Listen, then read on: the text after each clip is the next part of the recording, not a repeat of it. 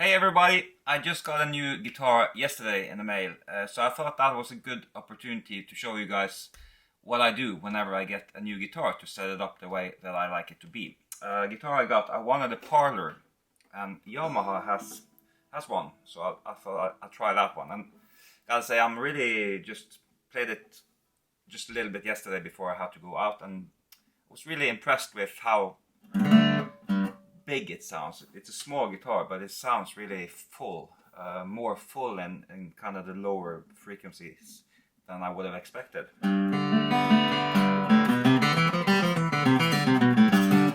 don't know how well that comes across through the camera microphone, but has quite a bit of brightness. So what I gonna do to this guitar? First thing that I do to every guitar. The nut is always too high, so I'm gonna file that down. It doesn't matter, every guitar it's too high. I have custom shop Gibsons and Fenders and whatnot, and it's always just a little bit. This is well set up. I don't have to do anything about this one, and but yeah, and it's good. It's not really so high that it's impossible to play, but it's a little bit too high. Problem with that. Of course, its playability. The action is going to be higher than it need to be, because I mean you're not gaining anything from having a high nut except on the open strings, right? And also intonation.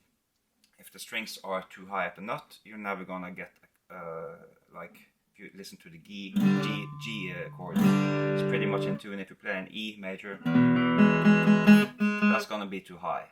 And that's because the nut is too high. It's the first fret is closer to the nut, so that's going to be more affected from the nut height. Same with the C here, right? So that's I'm going to show you how to do that. It's if you're afraid to do it yourself, I can understand, but if you know how to do it, it's really safe, because if you take too much of it, then you have to either get a new nut or like epoxy, and it's a whole thing. So that be careful to not take too much, but if you're careful, if you know how to do it, it's not that hard. Also, I'm going to change the strings. It comes with 80/20 elixir coated strings. I hate coated strings, so I'm going to change it to regular the Dario strings, phosphor bronze.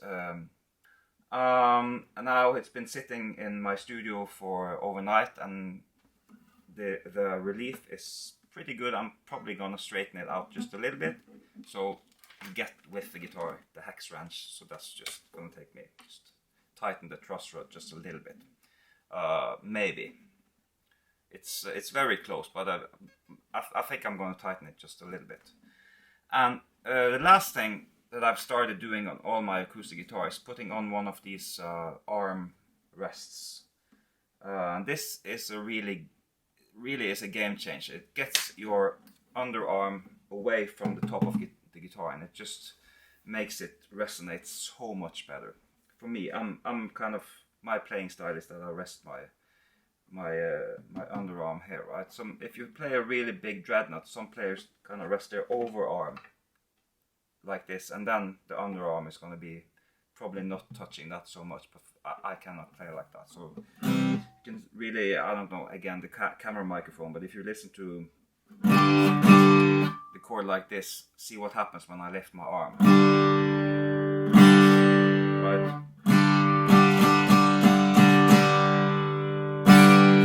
I don't know how well that comes across, but it's a big deal. Problem is, I have a bunch of these. I've put them on a lot of my acoustic guitars, almost all of them. But this is not made for this size of the guitar, so it's not going to fit. So I have to figure out a way to see if I can get something to fit, or maybe just make some myself, or maybe shape this one. I think that's going to be a little bit hard, but we'll see. So yeah, how to get the nut the right height. The nut should be the same height as the frets, right? And the way you check that is you just press down on the 3rd fret, and then you see if you have a gap over the 1st fret. You should have, ideally, if it's exactly the same size, you should have no gap. I think it's acceptable to have a slight gap, but very, very, very slight. You know, so slight that you can just barely see that. Okay, if I'm pressing down, holding the 3rd fret now, I'm pressing down on the 1st, it moves just as little that you can just about see that it moves, right? So I'm gonna, and this one has more of a gap, so I'm gonna fix that. And the way I do that is some nut files. These are kind of pricey. These are the Ibanez nut files. They're about, I think, 150 euros for the set. So kind of pricey, but you know, if you buy a lot of guitars, it's gonna be worth it.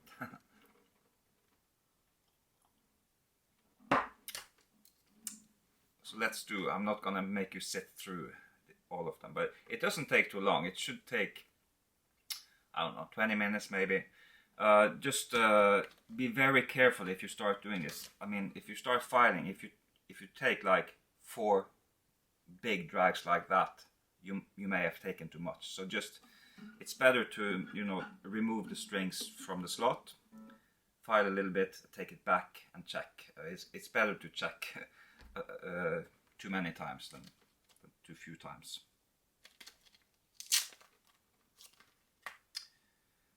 So this set is for 12 strings, the gauge, 12 gauge.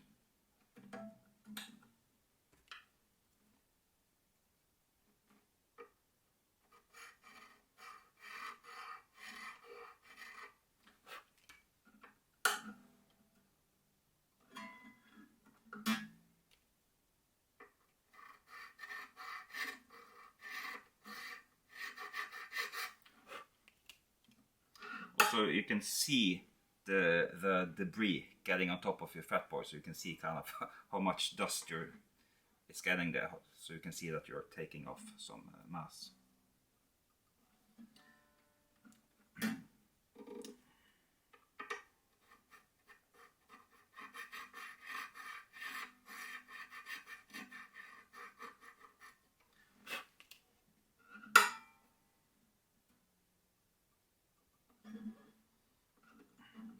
We're getting close.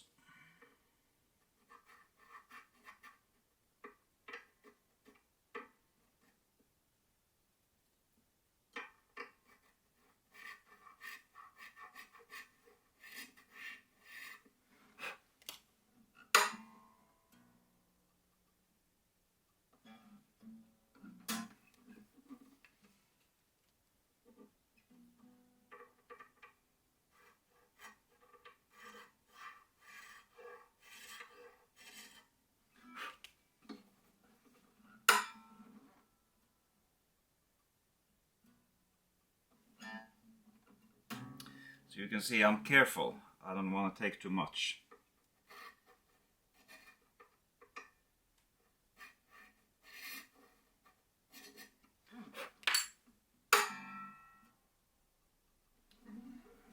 I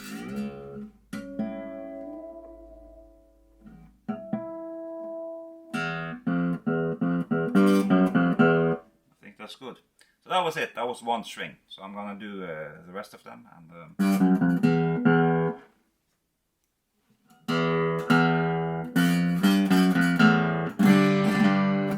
then I'm going to change the strings and yeah, let you see what it sounds like. Hey again. So here's the continuation of the the guitar setup. I've been having this guitar now. It's been about 2.5 weeks since I started shooting the video. I just wanted to take some time and really get a chance to play it and get to know it. And this armrest that I talked about, I had the guy that usually do work on my guitar custom make one for me. So that, you know, fits the guitar perfectly. He made it out of birch. I thought it was really nice. He offered to make it black so it looked like ebony, but I like the look of this birch, so I just said let's just keep it. And it does the job, getting my form arm off the guitar, so it sounds great. So yeah, I've been playing this guitar, you know, every day, and been recording a lot with it as well. and I'm just so impressed with it, particularly considering the price. It's really reasonably priced, and it's solid wood, all front, back, and sides, and it's just a fantastic guitar. And the more I play it, I just can't.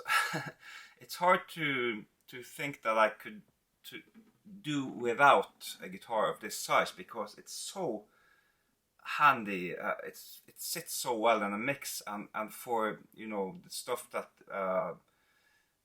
you play that are particularly, maybe if you play kind of folksy stuff and play kind of soft on it, this size guitar, it just comes alive even when you're playing soft. If you play a bigger guitar, you kind of have to push it a little bit more before it kind of opens up and comes alive. This comes alive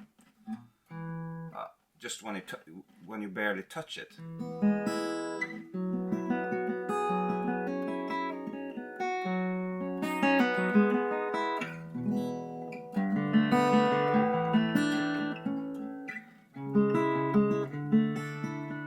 So yeah, obviously, like for bluegrass and stuff, a dreadnought is kind of the voice that is usual, but common. But a lot of the recordings I've done, even like strumming and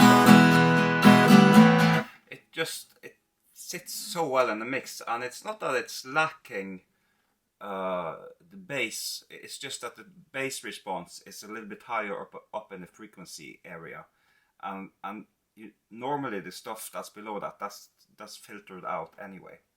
So yeah, I'm just super happy with this guitar, and I can't recommend it enough. I'll play it a little bit for you, probably mic'd up, so you can get more of a sense of how it sounds, except from the camera microphone. But yeah, so I'll do that.